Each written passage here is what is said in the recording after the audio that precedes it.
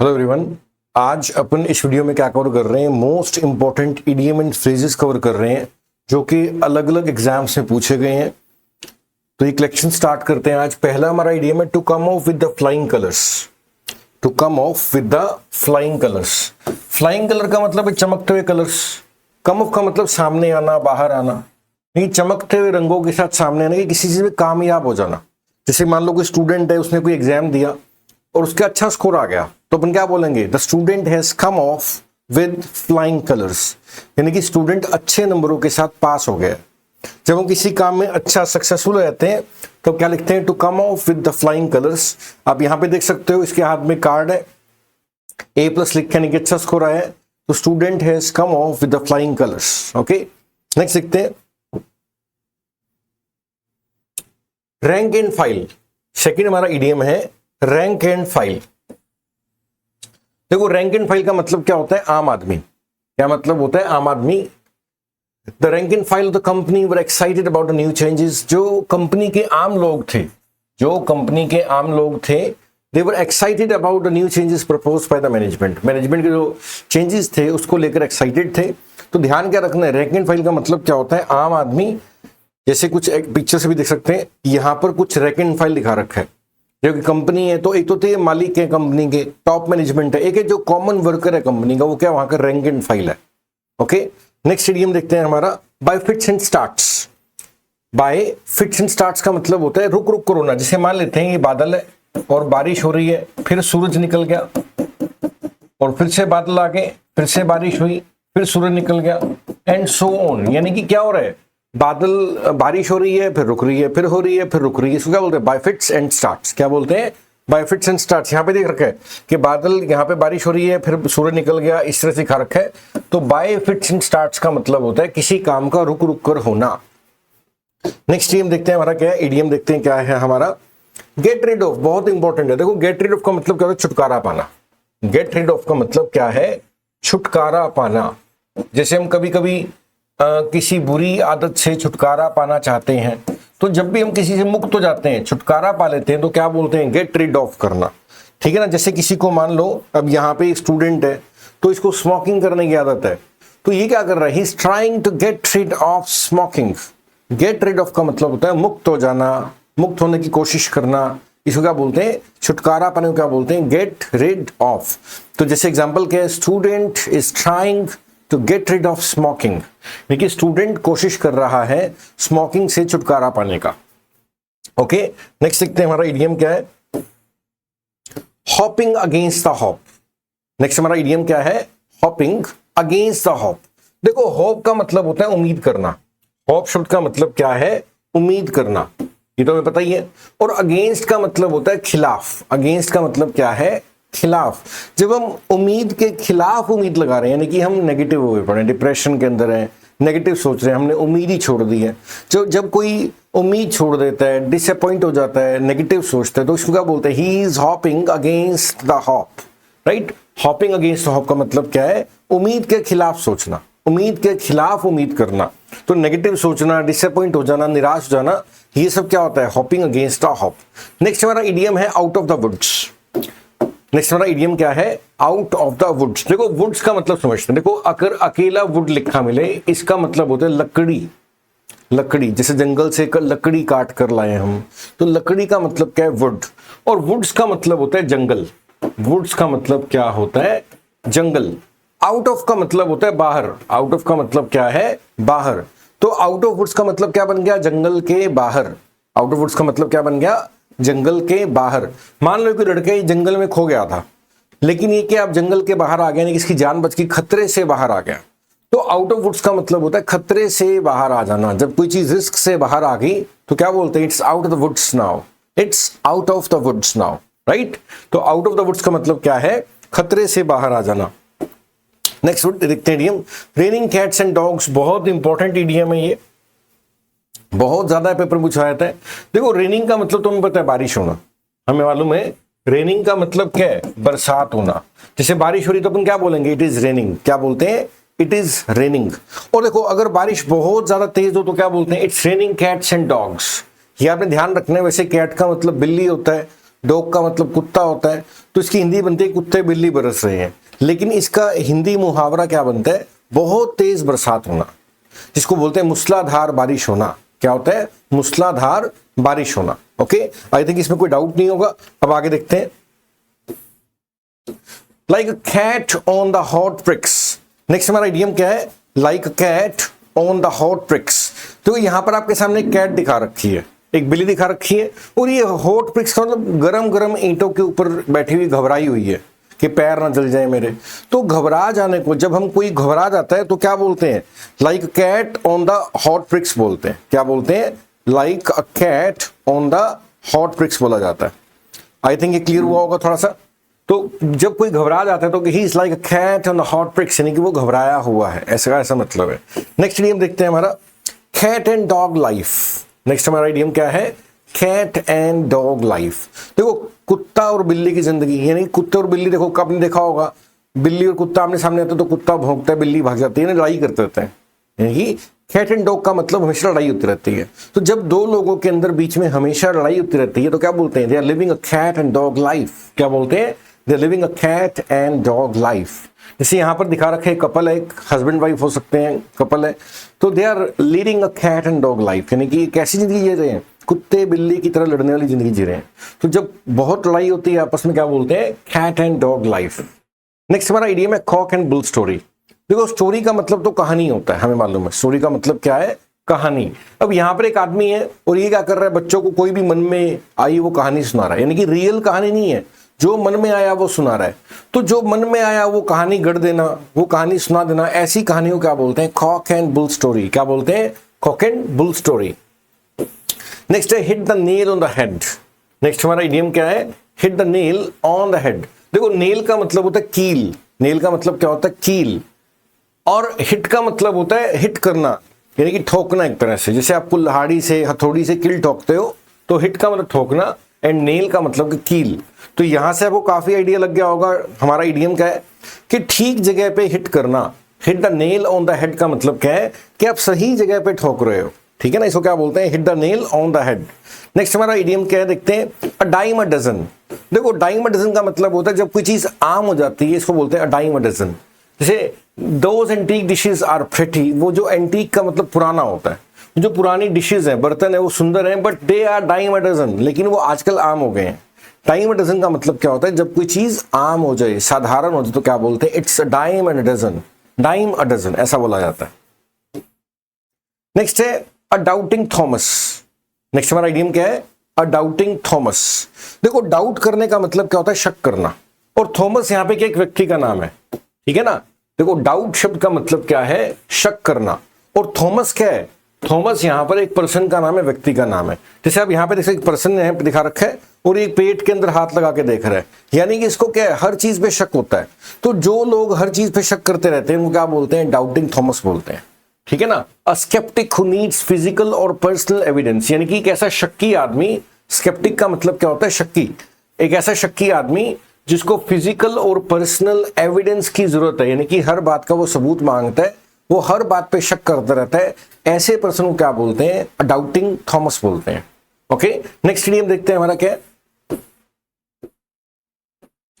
देखो a drop in the bucket. Next हमारा idiom क्या है? A drop in the bucket. देखो बकेट का मतलब क्या होता है? बाल्टी। जैसे यहाँ पे बाल्टी दिख रही है आपको, और ड्रॉप का मतलब क्या है? बूंद। ड्रॉप का मतलब क्या है? बूंद। देखो बाल्टी में बूंद यानी कि बहुत कम मात्रा, तो क्या लिखा है? A very small part of something big और होल, यानी कि जब आप किसी छोटी चीज की बात कर रहे हो as compared to bigger one, ठीक है ना। तो उसको क्या, जब किसी चीज की क्वांटिटी बहुत कम है, किसी चीज की मात्रा बहुत कम है, तो क्या बोलते हैं? A drop in the bucket. क्या बोलते हैं? A drop in the bucket. तो यहां तक बिल्कुल क्लियर हो गए सर सारे इडियम्स। अब आगे देखते हैं क्या हमारा इडियम है। नेक्स्ट है a fool and his money are easily parted. A fool, fool का मतलब क्या होता है? बेवकूफ, बुद्धू। And his money are easily parted, यानी कि जो बेवकूफ आदमी है उससे आप उसका पैसा आराम से चुरा सकते हो, छीन सकते हो, ले सकते हो। यानी कि it's easy for a foolish person to lose his money, यानी कि जो बेवकूफ आदमी होता है वो आसानी से पैसा गवा देता है। तो सिंपल है, a fool and his money are easily parted. Parted का मतलब होता है अलग हो जाना, कि जो बेवकूफ आदमी है वो अपना पैसा गवा देता है, ठीक है, नेक्स्ट हमारा इडियम देखते हैं। यहाँ पे ये दिखा रखा है, ये आदमी ये पैसे के पीछे भाग रहा है। So a fool and his money are easily parted. Okay, next idiom देखते हैं क्या हमारा, अ जेंटलमैन एट लार्ज। तो इसका मतलब क्या है, एक ऐसा व्यक्ति जिस पे आप यकीन नहीं कर सकते। जैसे आप यहाँ पे देखो, ये पर्सन है, ये पीछे तो कुछ दिखा रखा है और आगे कुछ दिखा रखा है, इसको आप बोलते हैं he is gentleman at large, यानी कि एक ऐसा व्यक्ति जिस पे आप भरोसा नहीं कर सकते, एन अनरिलायबल पर्सन, सो क्या बोलते हैं, जेंटलमैन एट लार्ज। नेक्स्ट हमारा वर्ड देखते हैं, अ ग्रीन हॉर्न। देखो ग्रीन का मतलब होता है नया नया, जैसे कोई चीज पत्ते नए निकलते हैं, ठीक है ना, तो ग्रीन का मतलब फ्रेशर को इंडिकेट करता है ज्यादातर। जैसे कोई नया नया पत्ता निकले तो ग्रीन ग्रीन कलर का होगा, है ना, ठीक है ना। तो ग्रीन हॉर्न का मतलब क्या होता है, इनएक्सपीरियंस्ड, ठीक है। ग्रीन हॉर्न का मतलब क्या है, जिसे दिखा रखा है इसको समझ नहीं आ रहा क्या करना है नहीं करना, तो ये क्या ग्रीन हॉर्न है। ग्रीन हॉर्न का मतलब क्या है, अनएक्सपीरियंस्ड पर्सन, नया नया, जिसको तजुर्बा नहीं है किसी काम के अंदर, वो क्या यहाँ पे दिखा रखा है, ग्रीन हॉर्न दिखा रखा है, नया नया है ये। नेक्स्ट है, a house divided against itself can not stand.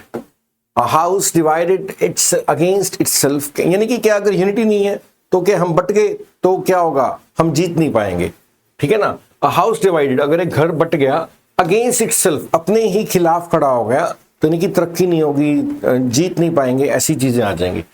Everyone involved must unify, यानी कि हमें इकट्ठे रहना चाहिए, एक साथ रहना चाहिए, एंड फंक्शन टुगेदर, और एक साथ मिलकर काम करना चाहिए, ये इसका मतलब है। तो सिंपल है, a house divided against itself can not stand, यानी कि एक अगर परिवार, एक अगर घर खुद के ही खिलाफ खड़ा होने लगे तो वहां पे दिक्कत है, समस्या है, ऐसा इसका मीनिंग है। यहाँ पर ये दिखा रखा है पिक्चर के अंदर, ये घर है टूटा हुआ है बीच के अंदर से, तो बीच में टूटा हुआ है, लोग अलग अलग हैं, तो इनकी तरक्की नहीं होने वाली।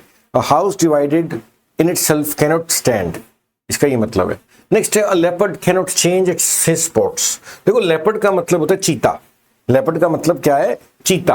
अब देखो चीते के शरीर पे क्या होते हैं, बहुत सारे स्पॉट्स होते हैं, क्या होते हैं, बहुत सारे डॉट्स होते हैं।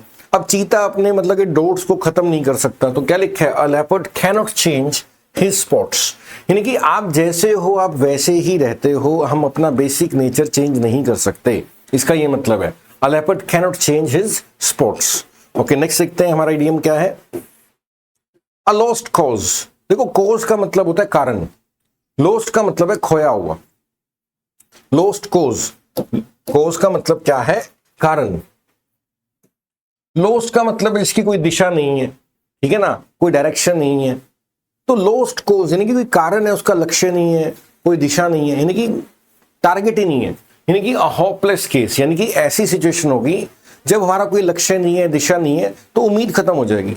तो जब हम डिसअपॉइंट हो जाते हैं, आशा छोड़ देते हैं, मालूम ही नहीं क्या करना है नहीं करना, दिशा ही नहीं पता जिंदगी के अंदर, तो इसको क्या बोलते हैं, लॉस्ट कॉज। तो ऐसा केस जो कि होपलेस है, या पर्सन या सिचुएशन जिसमें उम्मीद ही खत्म होगी, दिशा ही नहीं है, इसको क्या बोलते हैं, लॉस्ट कॉज बोलते हैं। जैसे यहाँ पे दिखा रखे हैं, ये पर्सन आसमान में ऊपर मुंह करके खड़ा हुआ है, तो इसको मालूम नहीं कहाँ जाना है, क्या करना है क्या नहीं करना, डिसअपॉइंटेड है, तो ये क्या है, लॉस्ट कॉज का एग्जाम्पल है। ओके, नेक्स्ट देखते हैं हमारा इडियम क्या है, a man of straw. Next हमारा इडियम क्या है, अ मैन ऑफ स्ट्रॉ। देखो स्ट्रो का मतलब होता है तूड़ी, जो पशु तूड़ी खाते हैं उसको क्या बोलते हैं, स्ट्रो। और आप कई बार देखते हो उस तूड़ी से क्या करते हैं, अलग अलग तरह के शेप्स बना देते हैं, आदमी की तरह भी शेप बना देते हैं। तो मान लो एक आदमी की तरह शेप बना दी तूड़ी की, तो क्या लिख दिया, अ मैन ऑफ स्ट्रो, यानी कि तूड़ी से बड़ा आदमी, यानी कि उसको थोड़ा धक्का तो मारो, गिर जाएगा, टूट जाएगा। तो अ वीक पर्सन, जो कमजोर आदमी उसको क्या बोलते हैं, मैन ऑफ स्ट्रो। नेक्स्ट है, अ मेयर्स नेस्ट, यानी कि a false invention.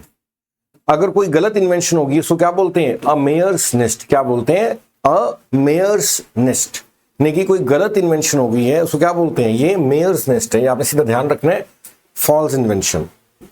Okay, next देखते हैं हमारा इडियम क्या है, a penny saved is a penny earned. Penny का मतलब होता है पैसा, कि जो पैसा हमने बचा लिया वो कहीं ना कहीं हमने कमाया ही है, यानी कि यहाँ पे सेविंग की बात की है। By not spending money you are saving money, यानी कि अगर आप पैसा बचा रहे हो इसका मतलब पैसा कमा रहे हो। इसको आप ऐसे भी कह सकते हो कि पाई पाई करके ही पैसा इकट्ठा होता है, ऐसा भी बोल सकते हो। तो a penny saved is a penny earned.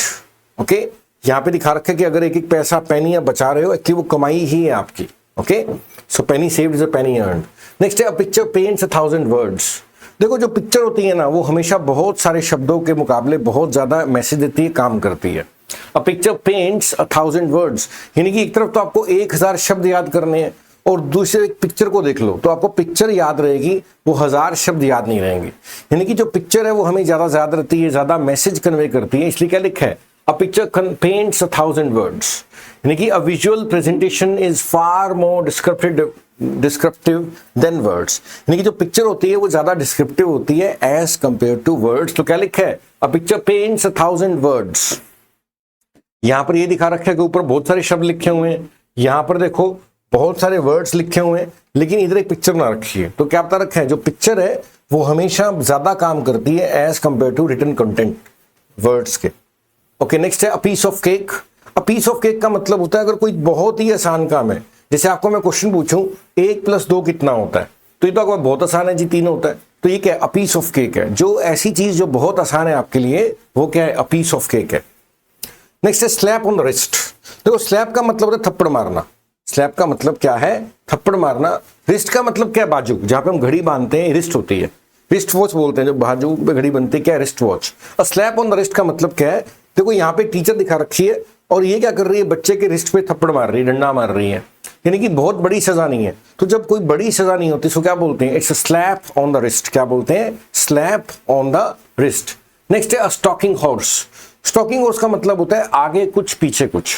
Next हमारा इडियम क्या है, स्टॉकिंग हॉर्स, यानी कि प्रिटेंस करना, यानी कि दिखावा करना। स्टॉकिंग हॉर्स का मतलब क्या होता है कि ऐसा व्यक्ति जो दिखावा करते हैं, यानी कि वास्तव में वो ऐसा नहीं है जैसा वो बन के दिखा रहा है, ठीक है ना, इसको क्या बोलते हैं, स्टॉकिंग हॉर्स। यहाँ पे पिक्चर दिखा रखी है कि 2 अलग अलग तरह के शेड्स दिखा रखे हैं, तो स्टॉकिंग हॉर्स का एग्जाम्पल दिखाया हुआ है। नेक्स्ट हमारा देखते हैं टॉस अप। देखो टॉस हमेशा अप होता है, टॉस अप, जैसे सिक्का उछालते हैं तो मालूम नहीं है हेड आएगा कि टेल आएगा, यानी कि एक ऐसा सिचुएशन जिसका फाइनल रिजल्ट क्या होगा हमें मालूम नहीं है, वो टॉस अप है। A result that is still unclear and can go either way, यानी कि एक ऐसा नतीजा जिसका परिणाम क्या निकलेगा, ये किस तरफ जाएगा ये मालूम नहीं है, तो it is a toss up, यानी कि ये तो भगवान को पता क्या होगा, इट्स अ टॉस अप, यानी कि समय बताएगा।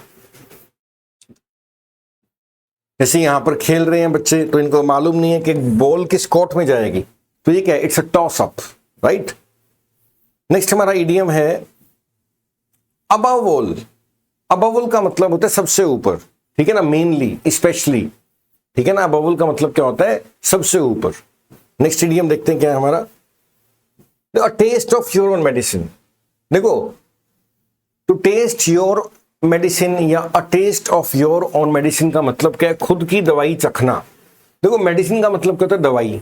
टेस्ट का मतलब होता है स्वाद, तो खुद की ही दवाई चखना, यानी कि जैसा आप दूसरों से व्यवहार करते हो वैसा व्यवहार जब आपके साथ होता है, इसको बोलते हैं खुद की ही दवाई चखना, to taste your own medicine, ठीक है ना। When you are mistreated the same way you mistreat others, जब आपको वैसा ही गलत व्यवहार किया जाए जैसा गलत व्यवहार आप दूसरों के साथ करते हो, इसको क्या बोलते हैं, to taste your own medicine. Okay, आगे देखते हैं क्या।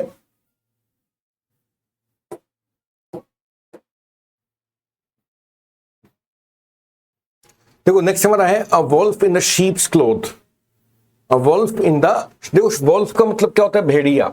शीप्स क्लोथ का मतलब है, यानी कि कहता ना भेड़िए के रूप में आ गया, ठीक है ना। तो रूप बदल कर आना, रूप बदल कर आना क्या होता है, अ डेंजरस पर्सन, ऐसा व्यक्ति जो कि बहुत खतरनाक है लेकिन वो प्रिटेंड करता है कि वो खतरनाक नहीं है। वो प्रिटेंड क्या करता है, दिखाता क्या है कि वो हार्मलेस है, तो इसको क्या बोलते हैं, he is a wolf in sheep's cloth. तो वुल्फ इन शीप क्लोथ का मतलब क्या है, कि ऐसा खतरनाक व्यक्ति जो दिखाता है कि वो खतरनाक नहीं है। नेक्स्ट देखते हैं हमारा इडियम क्या है, अबव बोर्ड। बहुत इंपॉर्टेंट इडियम है। अबव बोर्ड का मतलब है ईमानदार। जैसे आप कहते हो मेरे दोस्त के फादर तो क्या है, अबव बोर्ड है, यानी कि बिल्कुल ईमानदार आदमी है। जो ईमानदार उसको क्या बोलते हैं, अबव बोर्ड बोलते हैं। यहाँ पे सिंपल लिखा है, अबव बोर्ड का मतलब क्या है, to be honest and legal, यानी कि ईमानदार को बोलते हैं। अगला इडियम देखते हैं, according to.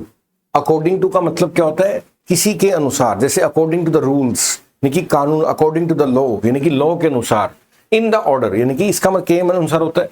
On the authority का मतलब क्या है कि अथॉरिटी के अनुसार। तो जब हम किसी चीज के अनुसार काम करते हैं तो अकॉर्डिंग टू लिखते हैं, इन द ऑर्डर ऑफ लिखते हैं, इस तरह से लिखते हैं। तो यहाँ पे यही दिखा रखा है, जैसे आप कहते हो भाई अकॉर्डिंग टू द लॉ, यानी कि नियमों के अनुसार, according to the rules, according to the Indian constitution, तो इसका मतलब है के अनुसार करना। नेक्स्ट हमारा देखते हैं इडियम क्या है, action speaks louder than words. Next हमारा इडियम क्या है, एक्शन का मतलब होता है काम, स्पीक लाउडर देन वर्ड्स, कि जो हमारा काम है वो हमारे शब्दों से ज्यादा बोलता है। Action speaks louder than words, यानी कि जो हमारा काम है और शब्दों से ज्यादा बोलता है। It's better to actually do something than just talk about, कि कुछ करना ज्यादा जरूरी है बजाय कि हम उसके बारे में बात ही करते रहे। तो हमेशा जो हमारा कर्म होता है वो ज्यादा काम करता है, ज्यादा बयान करता है बजाय कि हमारे शब्दों के। ओके, यहां पर ये पिक्चर दिखा रखी है कि लोग काम कर रहे हैं, मेहनत कर रहे हैं, तो एक्शन स्पीक्स, ये क्या है, एक्शन, इनका जो काम है वो ज्यादा बोलेगा बजाय कि इनके बोलने से। तो action speak louder than word का मतलब क्या है कि हमारा काम ज्यादा इंपॉर्टेंट है बजाय कि बोलने के। ओके, नेक्स्ट देखते हैं, add fuel to the fire. देखो यहां पर क्या है, आप देख सकते हो, फ्यूल का मतलब होता है तेल, फ्यूल का मतलब क्या है, तेल, फायर का मतलब है आग। तो आग में घी डालना, इसको क्या बोलते हैं, add fuel to the fire. ठीक है ना, यहां पर तेल दिखा रखा है, आग लगी हुई है, इसमें और फ्यूल डाला जा रहा है, इसमें क्या है, और फ्यूल डाला जा रहा है। तो add fuel to the fire मतलब आग में घी डालना, यानी कि कोई चीज भड़की हुई है उसको और भड़काना, इसको ऐसा बोलते हैं। नेक्स्ट इडियम देखते हैं हमारा, अगेंस्ट द क्लॉक। देखो क्लॉक का मतलब क्या होता है, घड़ी, क्लॉक का मतलब क्या होता है, घड़ी, और अगेंस्ट का मतलब खिलाफ, यानी घड़ी के खिलाफ भाग रहे हैं, टाइम कम है। तो जब you are running against a clock, यानी कि समय कम है, फटाफट आप करने में कुछ लगे हुए हो, तो क्या बोलते हैं, रश्ड, यानी कि फटाफट करना, एंड शॉर्ट ऑन टाइम, और समय है, समय की कमी है, इसको क्या बोलते हैं, rushed and short on time, यानी कि to run against the clock. Next है ऑल लॉन्ग। ऑल लॉन्ग का मतलब क्या, देखो, all day, all week, all month, all year, all long यानी कि पूरा दिन। अगर मैं बोलता हूं ऑल डे यानी कि पूरा दिन, ऑल वीक यानी कि पूरा महीना, हफ्ता, ऑल मंथ यानी कि पूरा महीना, ऑल ईयर यानी पूरा साल। तो पूरे के लिखा जाता है ऑल, ऑल लॉन्ग भी लिखा जाता है, यानी कि जब पूरा का पूरे की बात कर रहे हो तो क्या बोलते हैं, ऑल बोलते हैं, all day, all week, all year. Next है ऑल अलोंग, इसको छोड़ते हैं एक बार, इस इडियम को आगे देखते हैं। नेक्स्ट है ऑल एंड सन्ड्री। नेक्स्ट हमारा इडियम क्या है, ऑल एंड सन्ड्री। देखो ऑल एंड सन्ड्री का मतलब होता है सभी के सभी, विदाउट डिस्क्रिमिनेशन।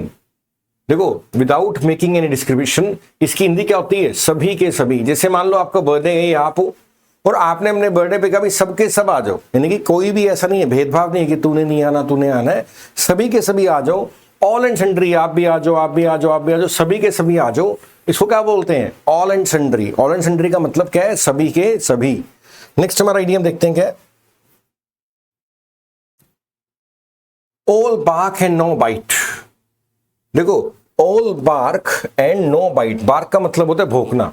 यहां पे आपको कुत्ता दिखा रखा है, अब मान लो कहते नहीं कुत्ता बस भौंकता भौंकता है, काटता नहीं है, तो all bark there is no bite, कि सिर्फ भौंकता है, काटना नहीं है। तो when someone is threatening and और aggressive but not willing to engage in a fight, यानी कि कोई आपसे गुस्सा है, लड़ रहा है लेकिन लड़ाई नहीं करता है, तो बोलते हैं ऑल बार्क नो फाइट। क्या बोलते हैं, all bark no fight. Okay, next देखते हैं all Greek to me. Next क्या लिखा है, ऑल ग्रीक टू मी। देखो ग्रीक का मतलब है ग्रीस देश की जो भाषा है वो ग्रीक है, जो ग्रीस कंट्री है वहां की जो भाषा है वो क्या है, ग्रीक है। ऑल ग्रीक टू मी का मतलब क्या है कि मेरे लिए तो ये फारसी है, मेरे लिए तो ग्रीक है, ठीक है ना। जैसे यहां पर टेढ़ा मेढ़ा लिखा है तो आप क्या बोलोगे, मेरे को तो कुछ समझ ही नहीं आ रहा, मेरे लिए तो ये फारसी लिखी है, मेरे लिए तो ये ग्रीक लिखी है। जब कोई चीज हमें समझ नहीं आती तो क्या बोलते हैं, it's all Greek to me. क्या बोलते हैं, it's all Greek to me. Okay, all in all का मतलब हर पहलू को ध्यान रखना, considering everything, considering everything. Next हमारा पॉइंट क्या है, इडियम क्या है, ऑल इन ऑल, यानी कि हर पहलू पे। जैसे यहाँ पे देखो मीटिंग चल रही है और ये हर पहलू पे ध्यान दे रहे हैं, ऑल इन ऑल बातों को ध्यान में, कंसीडरिंग एवरीथिंग हर चीज पे ध्यान दिया जा रहा है। तो ऑल इन ऑल का मतलब है सभी की सभी बातों पे ध्यान देना, या सभी की सभी। ओके, नेक्स्ट इडियम देखते हैं हमारा, all in the same boat. Next हमारा इडियम क्या है, all in the same boat. देखो बोट का मतलब तो कश्ती होता है, ऑल का मतलब सभी के सभी, के सभी के सभी एक ही कश्ती में, यानी कि सबकी स्थिति एक जैसी ही है, ठीक है ना। क्या बोलते हैं, सबकी स्थिति एक जैसी ही है, क्या बोलते हैं, all in the same boat. Next है हमारा, इसका पढ़ लेते हैं क्या detail, when someone is facing the same challenges, जब कोई लोगों के चैलेंजेस सेम है, सिचुएशन सेम है, तो क्या बोलते हैं, they are in the same boat, वो एक ही जैसी परिस्थिति में है। नेक्स्ट इडियम देखते हैं हमारा, all of a sudden. All of a sudden का मतलब होता है अचानक, ऑल ऑफ अ सडन का मतलब है सडनली, यानी कि अचानक। बिना वार्निंग के तुरंत कुछ हो जाए तो क्या बोलते हैं? It happened all of a sudden. जैसे यहाँ पे जादू की छड़ी दिखा रखी है और ऑल ऑफ अ सडन कुछ करिश्मा हो जाए तो क्या? It's all of a sudden, यानी कि अचानक। नेक्स्ट हमारा देखते हैं इडियम क्या है, अल्फा एंड ओमेगा। देखो अल्फा एंड ओमेगा में शुरुआत और अंत क्या है? अल्फा एंड ओमेगा, यानी कि स्टार्टिंग एंड एंडिंग, यानी कि ये स्टार्टिंग है मान लो और ये एंडिंग है, तो ये क्या? अल्फा एंड ओमेगा है। Beginning and ending, alpha and omega, starting and ending, starting and beginning, ऐसा बोल सकते हो। ओके, नेक्स्ट देखते हैं क्या है, एन आर्म एंड लेग। देखो आर्म का मतलब क्या होता है? बाजू। आर्म का मतलब क्या है? बाजू। और लेग का मतलब क्या है? पांव। आर्म का मतलब बाजू, लेग का मतलब क्या? पांव, यानी कि वेरी एक्सपेंसिव। मान लो कोई चीज के लिए आपको अपनी एक बाजू देनी पड़े और एक पांव देना पड़े, यानी कि आर्म एंड लेग, यानी कि ये क्या? बहुत महंगा सौदा हो गया। तो जब कोई चीज बहुत महंगी होती है तो क्या बोलते हैं? इट कॉस्टेड या it cost me N arm and A leg, यानी कि मेरे को कितनी कीमत? एक बाजू और हाथ के बराबर कीमत देनी पड़ी, यानी कि तो बहुत महंगा था। तो वेरी एक्सपेंसिव लिखा जाता है, N arm and a leg. ये पैसा भी दिखा रखा है, लेग दिखा रखी है, तो जब कोई चीज बहुत महंगी हो तो क्या लिखते हैं? N arm and a leg. Next हमारा इडियम देखते हैं क्या है, एनेक्स टू ग्राइंड। देखो ग्राइंड का मतलब तीखा करना होता है। ग्राइंड का मतलब ग्राइंडिंग करते हैं ना, तीखा करना। एक्स का मतलब कुल्हाड़ी होता है। एक्स का मतलब क्या है? कुल्हाड़ी। और ग्राइंड का मतलब शार्प करना, तीखा करना। मान लो आपके पास एक कुल्हाड़ी है और आप मेरे पास आते हो शार्प करने के लिए, तो ये क्या है? आप अपने काम के लिए आए हो। तो जब आप अपने काम के लिए किसी के पास जा रहे हो तो I have an axe to grind, अपना उल्लू सीधा करना, अपना काम निकलवाना। जब हम काम के लिए किसी के पास जाते हैं तो we have an axe to grind, कि हमारा अपना काम है, अपना उल्लू सीधा करने आए, अपना काम निकलवाने आए हैं, इसको बोलते हैं we have an axe to grind. जैसे आजकल हम किसी से मिलते हैं तो क्या मिलते हैं? कोई काम होता है। We always have an axe to grind, only that's why we meet people. And eye wash, eye wash का मतलब होता है आंखों का धोखा। आई वॉश का मतलब, जैसे जादूगर क्या करते हैं? ये दिखा रखा है आई वॉश। जादूगर क्या करते हैं? आपकी आंखों के सामने जादू दिखाते हैं, तो एक्चुअली वो क्या होता है? वो आई वॉश होता है, आंखों का धोखा होता है। आपको पता लगने नहीं देते और आपको कहते हैं कि जादू हो गया। ठीक है, आई वॉश का मतलब क्या है? आंखों का धोखा। नेक्स्ट हमारा इडियम देखते हैं क्या है, आयरन हैंड।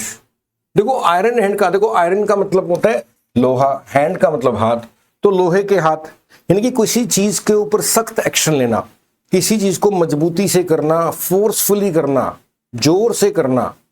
ठीक है ना, जैसे आर्मी ने आयरन हैंड से कार्रवाई की, यानी कि सख्ती से कार्रवाई की। जब कोई चीज सख्ती से की जाए तो क्या लिखा जाता है? आयरन हैंड से किया गया। ओके, यहां पे ये दिखा रखा है, आयरन हैंड दिखा रखा है, तो सिंपली याद रखना है कि जब कोई चीज सख्ती से की जाती है तो आयरन हैंड से किया गया। नेक्स्ट है एप्पल टू माई आई। देखो एप्पल का मतलब होता है सेब, आई का मतलब आंख, तो आंखों का तारा। जैसे कोई बच्चा है वो अपनी माँ का बहुत लाडला है, तो क्या बोलोगे? He is apple to my eye, कि वो मेरी आंखों का तारा है, मेरी आंखों का लाडला है। तो याद रखना है एप्पल टू माई आई का मतलब होता है आंखों का लाडला। नेक्स्ट है as a matter of fact.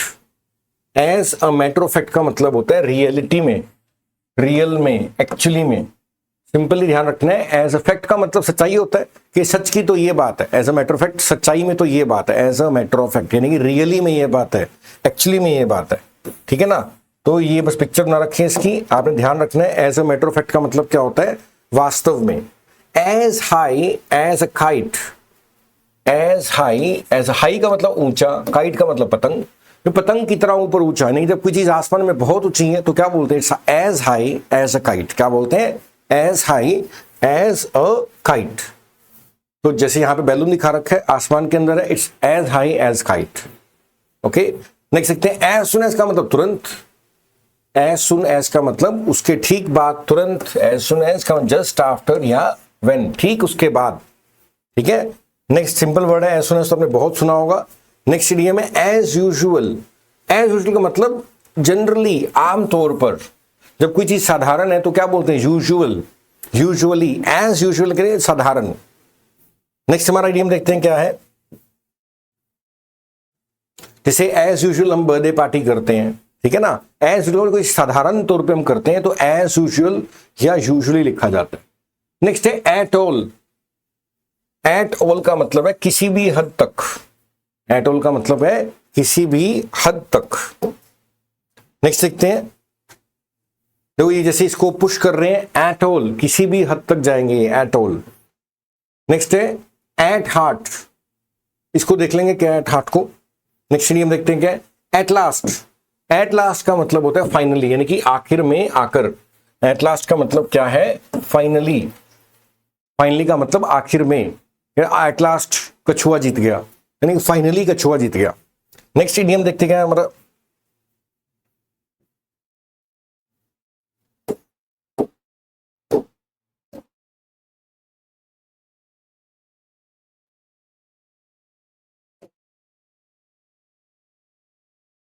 Okay next देखते हैं एट लीस्ट। एट लीस्ट कम से कम। एट लीस्ट का मतलब क्या होता है, कम से कम। जैसे कम से कम इतने बॉल्स हमें चाहिए, कम से कम हमें 4 लड़के चाहिए, कम से कम हमें इतने नंबर चाहिए, यानी कि एट लीस्ट, यानी कि मिनिमम ऑफ, यानी कि नो फ्यूअर देन, भाई इससे कम नहीं चलेगा। तो एट लीस्ट का मतलब होता है कम से कम। नेक्स्ट इडियम देखते हैं क्या हमारा, एट ओड्स। एट ओड्स का मतलब होता है झगड़ा होना, एट ओड्स का डिस्प्यूट में रहना। जैसे ये दोनों हमेशा एट ओड्स होते हैं, लड़की है और ये लड़का है, और मैं बोलता हूँ ये दोनों हमेशा ही, they are always at odds, यानी कि हमेशा ही झगड़े पे होते हैं। एट ओड्स का मतलब झगड़े में रहना, झगड़े की सिचुएशन में ना बनना। नेक्स्ट है at sixes and sevens. Next हमारा इडियम क्या है, एट सिक्सेस एंड सेवंस। देखो एट सिक्सेस एंड सेवंस, यानी कि देखो हर एक का अलग अलग ओपिनियन होता है। जैसे अलग अलग विचार होना, जैसे ये सब के सब कहने के विचार अलग अलग हैं, तो they are at sixes and sevens, ठीक है ना, अलग अलग विचार होना। नेक्स्ट हमारा इडियम है, देखते हैं क्या है, at the drop of the hat.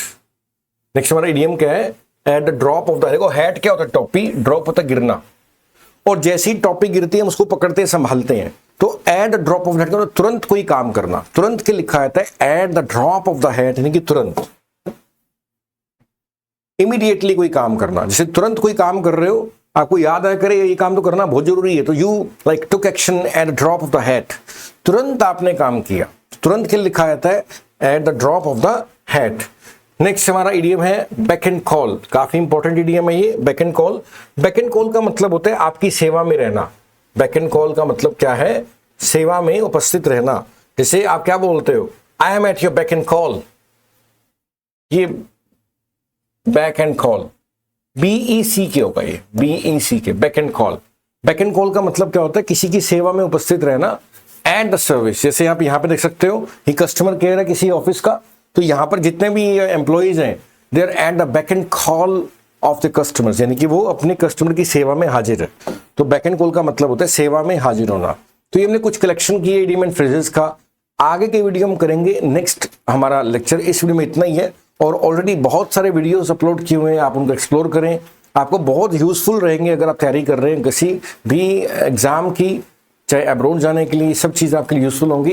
इस वीडियो में इतना ही है। Thank you, have a nice day.